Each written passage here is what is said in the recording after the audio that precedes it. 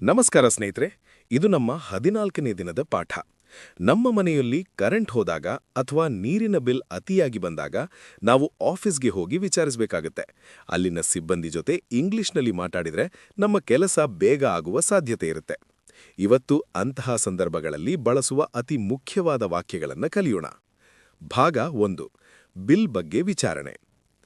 Bill ಜಾಸ್ತಿ ಬಂದಾಗ ಅಥವಾ ಅದರ ಬಗ್ಗೆ ತಿಳಿಯಲು ಹೀಗೆ ಕೇಳಿ: ಈ ತಿಂಗಳ ಬಿಲ್ ತುಂಬಾ ಜಾಸ್ತಿ ಬಂದಿದೆ. This month's bill is very high. This month's bill is very high. ದಯವಿಟ್ಟು ಇದನ್ನೊಮ್ಮೆ ಚೆಕ್ ಮಾಡಿ. Please check this once. Please check this once. ಕಳೆದ ತಿಂಗಳು ನಾನು ಬಿಲ್ ಪಾವತಿಸಿದ್ದೇನೆ. I paid the bill last month. I paid the bill last month. ಈ reading ತಪ್ಪಾಗಿದೆ ಎಂದು ನನಗೆ ಅನ್ನಿಸುತ್ತಿದೆ. I think this reading is wrong. I think this reading is wrong. ಭಾಗ 2. ಪವರ್ ಕಟ್ ಮತ್ತು ದೂರು. ಕರೆಂಟ್ ಇಲ್ಲದಿದ್ದಾಗ ಅಥವಾ ಮೀಟರ್ ಕೆಟ್ಟು ಹೋದಾಗ ಹೀಗೆ ದೂರು ನೀಡಿ: ನಮ್ಮ ಏರಿಯಾದಲ್ಲಿ ಪವರ್ ಕಟ್ ಆಗಿದೆ. There is a power cut in our area. There is a power cut in our area. Current ಯಾವಾಗ ಬರುತ್ತೆ? When will the power come back? When will the power come back?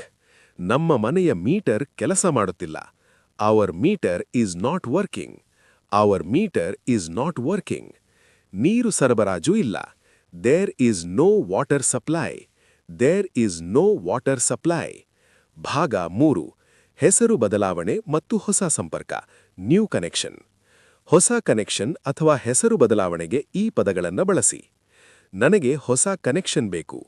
I want a new connection. I want a new connection. ಬಿಲ್ನಲ್ಲಿ ಹೆಸರು ಬದಲಾಯಿಸಬೇಕು. I want to change the name on the bill. I want to change the name on the bill. ಇದಕ್ಕೆ ಯಾವ ದಾಖಲೆಗಳು ಬೇಕು? What documents are required for this? What documents are required for this? ಸ್ನೇಹಿತರೆ, bill office ಕೆಲಸಗಳು ಈಗ ನಿಮಗೆ ಸುಲಭ ಅನ್ನಿಸುತ್ತಿದೆಯಾ? ಇವತ್ತಿನ ಹೋಮ್ವರ್ಕ್: ನಮ್ಮ ಮನೆಯಲ್ಲಿ ಕರೆಂಟ್ ಇಲ್ಲ ಎನ್ನುವುದನ್ನು ಇಂಗ್ಲಿಷ್ನಲ್ಲಿ ಕಾಮೆಂಟ್ ಬಾಕ್ಸ್ನಲ್ಲಿ ಬರೆಯಿರಿ. ತಪ್ಪು ಮಾಡಿದರೂ ಪರವಾಗಿಲ್ಲ, ನಾವು ಸರಿಪಡಿಸೋಣ. ನಾಳೆ ನಾವು ಈ ವಾರದ ಕೊನೆಯ ಪಾಠ, ಚಿನ್ನದ ಅಂಗಡಿಯಲ್ಲಿ ಇಂಗ್ಲಿಷ್ ವ್ಯವಹಾರ ಮಾಡುವುದು ಹೇಗೆ ಅಂತ ಕಲಿಯೋಣ. ಧನ್ಯವಾದಗಳು.